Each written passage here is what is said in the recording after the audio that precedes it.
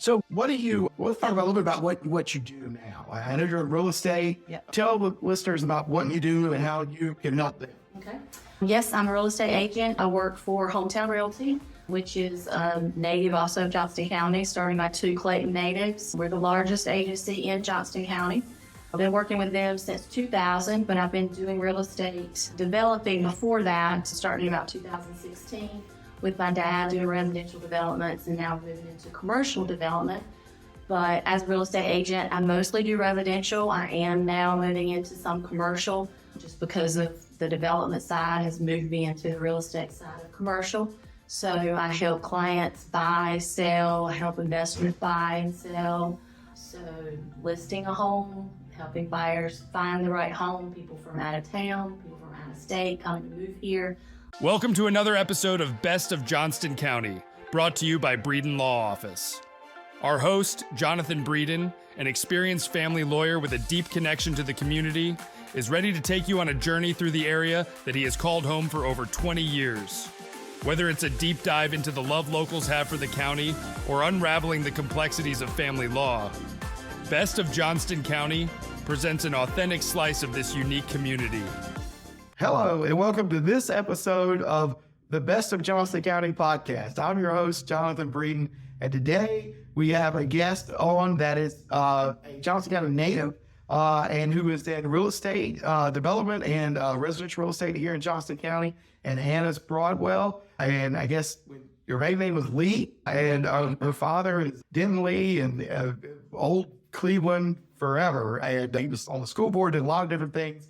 And him and her are doing some development around here. We'll talk about that and some other stuff that she does in Johnston County. And so I'd like to welcome you to the program. Thank you. Appreciate it. Well, no problem. So I guess we'll start with, you are actually originally from Johnston County. You'll be the first guest that we've had, depending on what order they run in, that I actually born and raised here. So tell us about what it was like growing up here in the Cleveland community, which was not like the Cleveland community today. No, it has changed a lot, especially over the last 30 years. So growing up, it was very small, rural, farm town. We knew everybody. You went to the store, you went to church, you saw, everybody knew. School was, not very many people in each class. K-8 was in the school building, the old Cleveland school building by GCAA. Had to go to high school all the way at South Johnston in 4 Oaks. So a lot less people here. And then 40 came through in the early 90s and we started booming. So it changed a lot. Yeah, right. And I guess the Cleveland Elementary School opened in maybe 94? Is that like right? 94, yeah. And my aunt was the first principal of the elementary school, K-5. Right. It's on the corner of Cleveland and Cornwallis. Right. And Miss Ferguson. Miss Ferguson, right? Yeah, she's my aunt. And yeah, so the old school stayed the middle school for a little while until the new middle school, the Cleveland Middle, was built. So, and now it's senior apartments. Right. You're running very nice senior apartments. They did that a few years ago. And a lot of nice people live there, and they don't cost $1 million, and that's great. It's great for the community and stuff like that. So yeah, it's hard to believe that 40 is not completed until 92. It was the last stretch of 40 in all of America, from California to Wilmington, and it opens there in 92. And I think at that time Johnston County had about 60,000 residents, and now Johnston County has about 270,000 residents in just a 33-year period. A lot of growth, and you've lived here your whole life, so I guess you watched that. So let's talk about a little bit about what you do now. I know you're in real estate. Yep. Tell the listeners about what you do and how you can help them. Okay. Yes, I'm a real estate agent. I work for Hometown Realty, which is native also of Johnston County, starting by 2 Clayton natives. We're the largest agency in Johnston County. I've been working with them since 2000, but I've been doing real estate developing before that, starting about 2016 with my dad doing residential developments and now moving into commercial development. But as a real estate agent, I mostly do residential. I am now moving into some commercial just because of the development side has moved me into the real estate side of commercial. So I help clients buy, sell, I help investors buy and sell. So listing a home, helping buyers find the right home, people from out of town, people from out of state coming to move here. Love helping those, love helping first-time home buyers through the process. I work with a lot of different mortgage lenders and attorneys to get deals closed and really enjoy it. I finally figured out what I want to do with my life. Hey, it's never too late. It's never too late. I know. I mean, I figured out that I wanted to be a lawyer when I was in the 9th grade, and I think that is a little unusual. Yeah, sitting in the 9th grade in Largo, North Carolina, and I'm like, studying civics and federalist papers, and I'm like, you know what? I like this. Like, it's pretty neat. We're trying to form a government apart from the British. They got some pretty good ideas, Hamilton and stuff. So I was like, maybe I could be a part of that. And so I was sitting there like, I literally was so like, wanted to be a lawyer. Like, I figured out like I would graduate high school in say 93, and I would go to NC State, and I would graduate 97, and then I could graduate law school in 2000. And I mean, I'm doing all of this, and it's like 1989. That's just strange. Yeah. I actually was able to accomplish most all of that.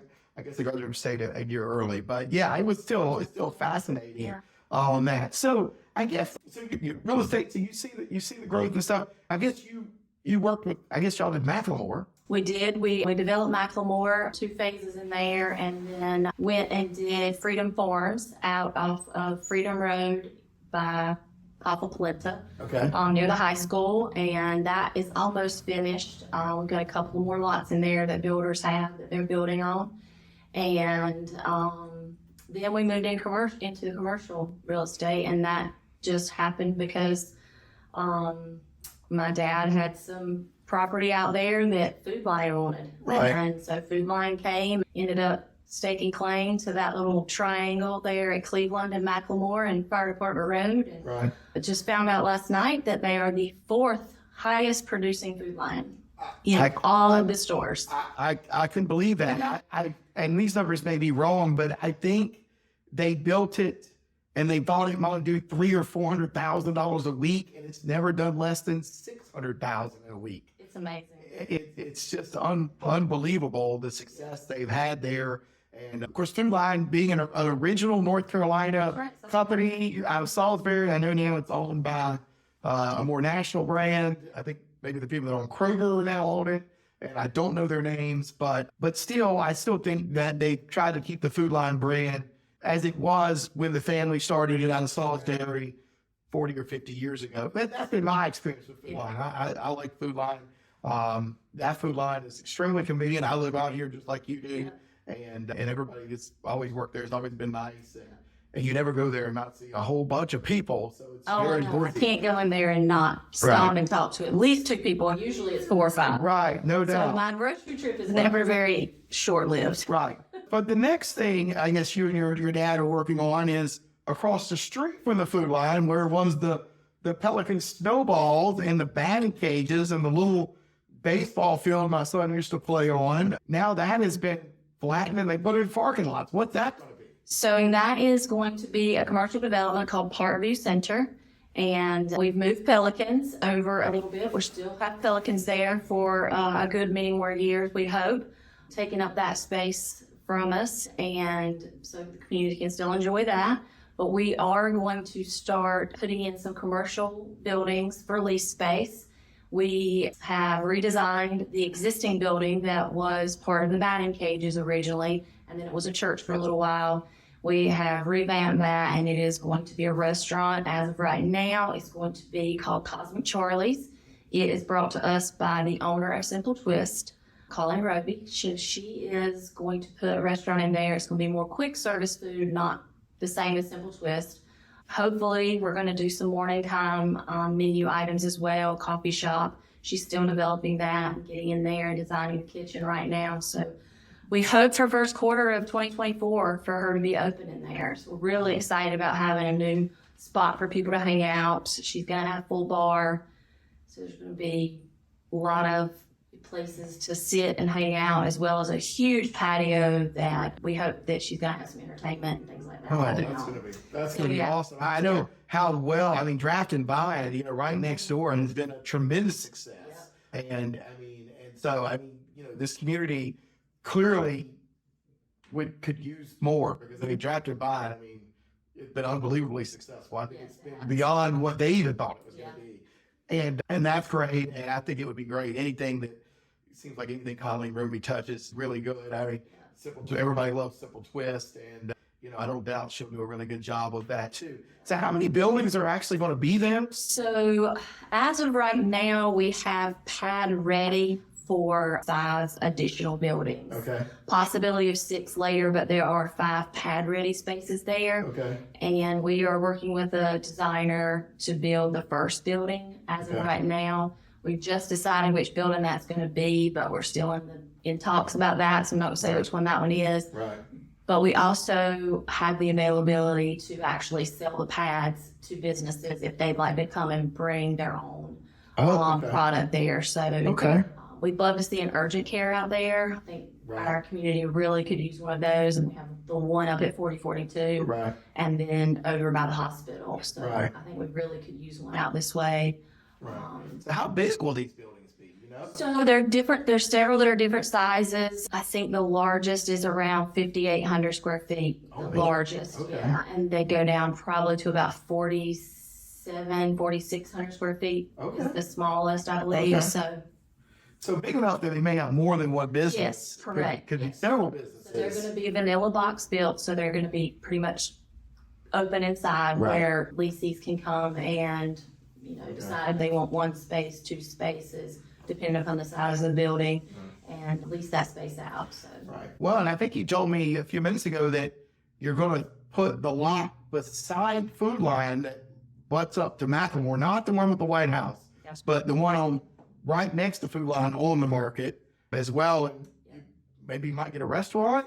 We would love to have a restaurant there. Of course, it could be used for lots of different things. In the family, we refer to that lot as the mountain lot, because when you're looking at it from Macklemore, it looks like it's a hill. Right. We just completed a retaining wall on 2 sides to help make the footprint up top larger than what it was. So the sign is getting made right now, and I'm fixing to make it active in MLS, and so that'll be on the market. Well, there's a lot going on. Yeah. Have family law questions? Need guidance to navigate legal challenges? The compassionate team at Breeden Law Office is here to help. Visit us at www.breedenfirm.com for practical advice, resources, or to book a consultation. Remember, when life gets messy, you don't have to face it alone. And I guess I would ask you right before we started, but I'll ask you again. At one point, I was told the White House was going to be right there on the corner, was going to be picked up and moved down the road, but it's still there. So is it going to be there for the foreseeable future? I know your family owns that too.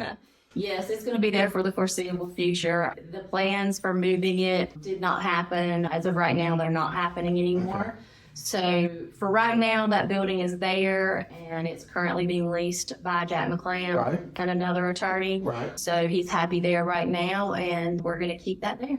Well, cool. Well, that's awesome. So I guess we'll ask you a couple more questions. What do you love most about Johnston County? From here, you're part of having you really in the fabric of this community. So I really think it's the people. I mean, growing up, you could pretty much count on anybody to do anything. And I don't think that's changed even with as many people as we have now. And maybe we don't know every face like we used to. I still think everybody loves this community. When they move here, it becomes part of their life. They feel like they're from here once they've been here a while.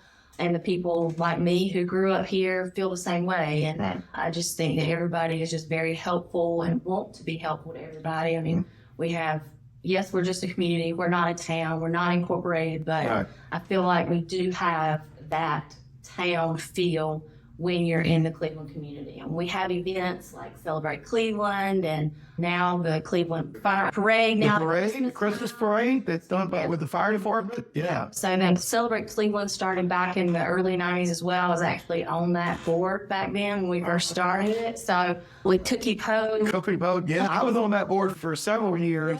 With your brother, Robert Underwood. I mean, it was, we go way back. I mean, I was, if you know Cookie Pope, you ended up on that board at some point. That's what's, oh man, she's the best. So anyway, all right, well, cool. What would you like to see, we wish you could see more of in Johnston County?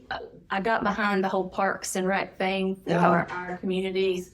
that are not incorporated. And I think the county is moving forward on that. So I would like to see more of that happening in our unincorporated areas. Some more push toward that would be nice to have some more spaces like that. Well, and your father and Michael Nod and Scott James and, actually went in and bought the land, before the county did, to preserve it so it didn't become another neighborhood at Polenta and Matthews. And now the county has bought that. That was a tremendous possible sacrifice by those three individuals. So we're going to buy this land and we're going to preserve it and hope that the county buys it from them, which they did. And hopefully in the next 10 or 15 years, we'll see a community park there. I don't think it's going to be immediate. These parks are $30 to $50 million. It's unbelievable. I've been involved with that since the very beginning. I was on one of the very first calls with the county manager, Rick Esther, with the lady who owned the land about what she wanted to see and would she be willing to sell it and that kind of stuff. So yeah, I was there at the beginning, and then, your dad got involved and Michael Nod, and we now have it. And it's going to be a park. It may not be a park for our sons who